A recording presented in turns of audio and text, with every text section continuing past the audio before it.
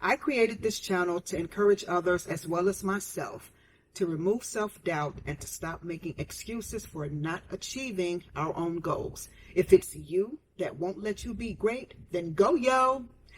Get out your own way and do the damn thing.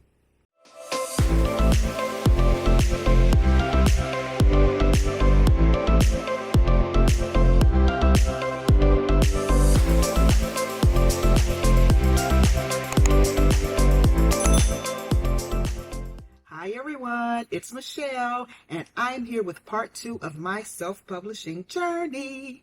I will be sharing with you my steps along the way as I self-publish my book, Bag Ladies. Today, I'm going to be talking about character development. If you're thinking about writing a book or you want to learn more about the self-publishing process, I'm hoping that my journey can help inspire and encourage you. Before I actually begin the self-publishing process, I want to make sure that I fine-tune the book. Character development is really meant to build strong, memorable, and relatable characters. So if you're writing a book or if you've already written a book, you want to make sure that your characters are really strong, that they're memorable, and that they are relatable. So I'll be talking about character development throughout this video. Please don't forget to like and subscribe to this channel and make sure you hit that bell so that you can receive notifications for when new content has been uploaded. All right, everybody, let's get to it. Before I get into the topic of character development, let me tell you where I am so far along this journey. The book has been written. The book has gone through editing. And I've had beta or test readers, as well as a professional beta reader who provided a thorough reader's report. And this report is what helped to shape and guide my decision for fine-tuning my book. So my next step is to fine-tune the book through character development. I want to make sure that I flush out my characters more. That is something that came through from my beta readers, as well as the professional beta reader and the reader's report. Let's talk a little bit about character development. What exactly is that? So character development happens throughout the book. In fiction writing, it is the process of building a unique three-dimensional character with depth, personality, and clear motivations. Character development can also refer to the changes a character goes throughout the course of the book as a result of either their actions or their experiences. So for my book, Bag Ladies, my characters have been developed, but the story that I'm writing is very complex. Therefore, my characters need to have that level of depth throughout the book. You have your characters in your head. That's something to keep in mind. Your characters are in your head. You know who they are, but that doesn't automatically translate to the reader. I wish it was that simple. I wish that my characters, Rita, Denise, Josie, I wish that they could just magically appear in the book as they are in my head, but unfortunately, it just doesn't work that way. So if you're just starting out in the writing process, you're probably asking yourself, why do I need to develop my characters? Can't I just write and they develop naturally? Character development is the process of executing or creating a fully rounded, complex, and lifelike character with the purpose of making the readers invested in your character's life journey. So my girls and Bag Ladies are dealing with some really heavy personal issues and probably a lot of issues that women can relate to today. I want the readers to be able to relate to them or at least understand and empathize with them. That's how you build strong characters. Now, one of my personal inspirations for building strong characters comes from an unlikely source, Marvel. I love how they make their characters so personable that you understand and you even empathize with the bad guy, right? So you root for the good guys, but you understand the antagonist as well. I mean, think about Thanos. If he wasn't such a drama king and wanted to destroy half the world's population, I'd want to have a beer with him. But that's how you build good, solid, strong characters. Even the bad guy makes you think about what they're saying, what their plight is, and you say, I understand. I don't agree, but I definitely understand. In the process of developing my characters, both during the writing phase as well as during this phase of fine-tuning the book, I followed 6 key steps for character development, and I'd like to share that with you. Number 1, introduction of the character. You want to make sure that you're introducing them early, and you want to make sure you're introducing them by name. For the introduction, the main character should not be introduced too far in the book. Remember, reading is not like watching a movie. You want your readers to connect to and understand your characters early on.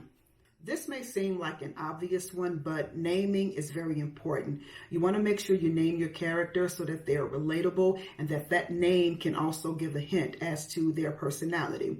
Ethnicity is also important when you're naming your characters. You wouldn't want to name a Native American character Hercules unless that name has some significance and you give a backstory to that. Number 2, let the readers see your character. Get the characters out of your head and into the book with as much detail as possible so that the reader can see them. Now, the readers don't have to see the characters exactly the same way you do, but they need enough information to make the characters believable and relatable. Remember, reading a book is not like watching a movie.